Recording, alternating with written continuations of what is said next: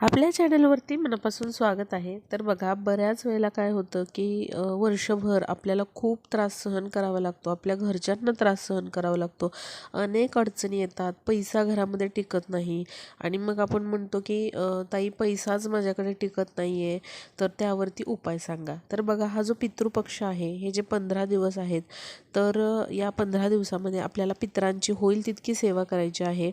आणि या व्हिडिओमध्ये मी 2 असे उपाय सांगणार आहे की जे केल्याने आपले बरेचसे पितृदोष, नजरदोष कमी होतात आणि आपल्या घरातला जो त्रास आहे किंवा अडचणी आहेत त्या दूर होतात.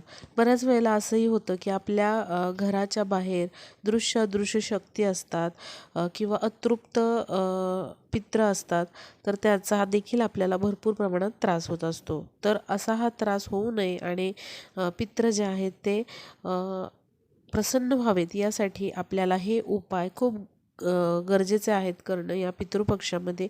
त्यामुळे अवश्य तुम्ही असे उपाय करा.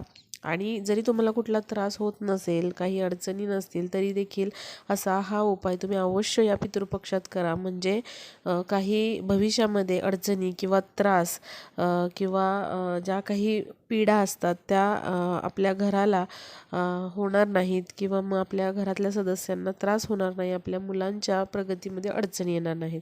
तर सगळ्यात पहिला उपाय बघूया. तर आपल्याला काय करायचं आहे, दही भात हा आवर्जून या पितृपक्षामध्ये ठेवायचा. आता कसा करायचा हा दही भात आणि कुठे ठेवायचा हे देखील खूप महत्त्वाचं असतं. यासाठी आपल्याला तांदूळ घ्यायचा आहे आणि तांदळाचा भात तुम्हाला शिजवायचा आहे. भात शिजवत असताना त्यामध्ये मीठ टाकू नका आणि ताजाच भात तुम्हाला घ्यायचा आहे. आणि असा हा भात शिजवून घेतल्यानंतर त्यावरती आपल्याला दही टाकायचं आहे. दही हे शक्यतो आंबट असावं, कारण बघा, दही का वापरायचं, तर दह्यामध्ये जे नजरदोष असतात किंवा जे पितृदोष असतात ते खेचून घेण्याची प्रचंड प्रमाणात ताकद असते. त्यामुळे आपल्याला इथे शक्यतो आंबट दही वापरायचं आहे. तर हे दही जे आहे ते भातामध्ये मिक्स करायचं आहे तुम्हाला.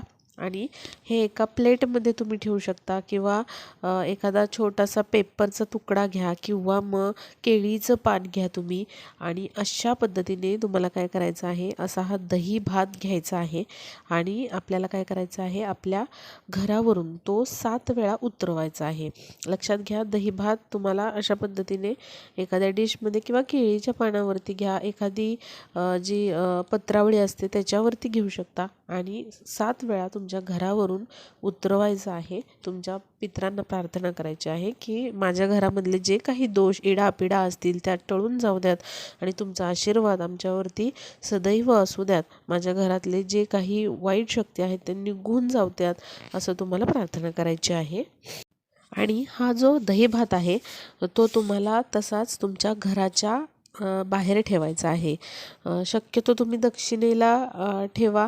नसेल तशी सोय किंवा काही प्रॉब्लेम असेल तर तुम्ही तुमच्या घराच्या बाहेर अंगणामध्ये कुठेही हा ठेवा. फक्त काळजी घ्या की हा दही भात पशुपक्ष्यांनी, कुत्र्यांनी, कावळ्यांनी किंवा कुठल्याही इतर प्राण्यांनी हा दही भात खाल्ला पाहिजे, याची तुम्हाला काळजी घ्यायची आहे.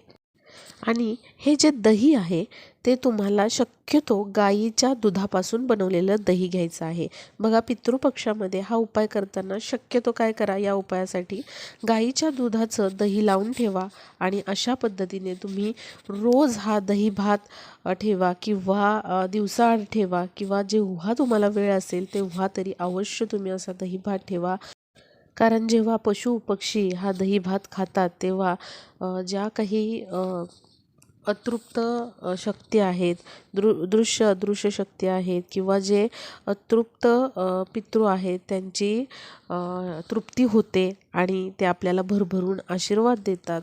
आणि जो काही त्रास, अडचणी आपल्याला भोगाव्या लागत आहेत त्या कमी होताना तुम्हाला दिसतील, इतका हा चांगला आणि प्रभावी उपाय आहे. त्यामुळे या पितृपक्षामध्ये अवश्य तुम्ही असा दही भात पशुपक्ष्यांना खाऊ घाला. आता समजा तुम्ही फ्लॅट सिस्टीममध्ये राहत आहात, तर काय करायचं, तर तुम्ही तुमच्या गॅलरीमध्ये देखील असा दही भात ठेवू शकता किंवा मग तुम्ही घराच्या टेरेसवर देखील असा दही भात ठेवू शकता. फक्त काळजी एवढी घ्यायची की हा दही भात पशुपक्ष्यांनी खाल्ला पाहिजे.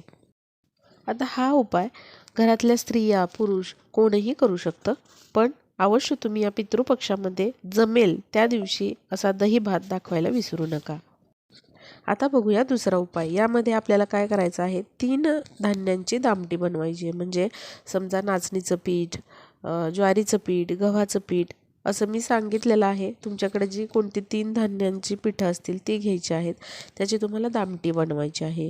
आता समजा 3 धान्य नसतील तर कुठल्याही एका धान्याचं तुम्ही काय करायचं आहे, दामटी बनवायची आहे. आणि तुम्हाला काय करायचं आहे, भात शिजवून घ्यायचा आहे थोडासा. भात शिजवत असताना त्यामध्ये थोडीशी हळद घालायची आहे, मीठ घालायचं नाही. आणि असा हा भात शिजवून घ्यायचा आहे. ती दामटी घ्यायची आहे. त्यावरती केलेला सगळा भात तुम्हाला ठेवायचा आहे. आणि त्या भातावरती तुम्हाला थोडेसे चिमूटभर काळे तीळ टाकून तुमच्या मुलांवरून हे तुम्हाला 3 वेळा उतरवायचं आहे. आणि घरातले जे काही सदस्य असतील त्यांच्यावरून देखील तुम्हाला हे उतरवायचं आहे 3 वेळा. आणि त्यानंतर घराच्या बाहेर येऊन तुमच्या मुख्य चौकटीवरून तुम्हाला हे पुन्हा 3 वेळा उतरवायचं आहे. आणि तुम्हाला जे हे उतरवलेलं किंवा ओवाळून टाकलेला जो भात आहे आणि दामटी आहे तर ती तुम्हाला तुमच्या घराच्या दक्षिण दिशेला ठेवून यायची आहे. किंवा जिथे 3 रस्ते मिळत आहेत तिथे तुम्हाला ठेवून यायचं आहे. असं केल्याने देखील जर आपल्या घरामध्ये नजर दोष असेल, बघा बऱ्याच वेळेला घरातलं कोणतं तरी सदस्य सतत आजारी पडतो किंवा मुलांना तर सतत नजर दोष होत असतो, किंवा आपण स्वतः आजारी पडतो, किंवा काहीतरी विचित्र शक्तीचा वास आपल्या घरी असतो. त्यामुळे आपल्याला जाणवत असतं की काहीतरी वेगळा प्रकार घडतो आहे. त्यामुळे असे ह्या नजरदोष दूर करण्यासाठी किंवा मग जे काही अतृप्त पितृ असतात तर त्यांना तृप्त करण्यासाठी आपल्याला काय करायचं आहे, घरातल्या सर्व सदस्यांवरून अशा पद्धतीने हा उतारा उतरवून टाकायचा आहे आणि आपल्या घरावरून देखील उतरून टाकायचा आहे. पितृपक्षामध्ये हा उपाय केल्याने देखील जे काही अतृप्त पितृ आहेत किंवा ज्या काही दृश्य शक्ती आहेत, ज्या आपल्या घरामध्ये अडचणी निर्माण करतात किंवा समस्या निर्माण करतात, त्या सर्व दूर होतात आणि आपल्या घरामध्ये प्रसन्नता येऊन अनेक अडचणी दूर होतात आणि आपले पितृ देखील याने तृप्त होऊन आपल्याला ते भरभरून आशीर्वाद देतात.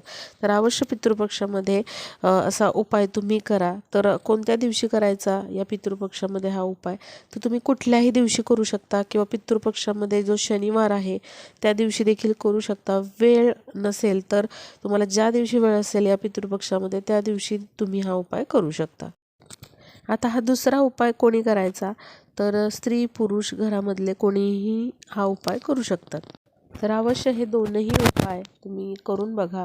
अनेक पितृदोष कमी होतात आणि आपल्या अडचणी कमी होऊन आपली प्रगती होऊ लागते. आपल्या कामांमधले सर्व विघ्ने जे आहेत ते दूर होतात. तर व्हिडिओ जास्तीत जास्त मैत्रिणींपर्यंत शेअर करा, म्हणजे त्या देखील हा उपाय करू शकतील आणि आपला व्हिडिओ जो आहे तो यूजफुल ठरेल. भेटूया पुढच्या व्हिडिओमध्ये.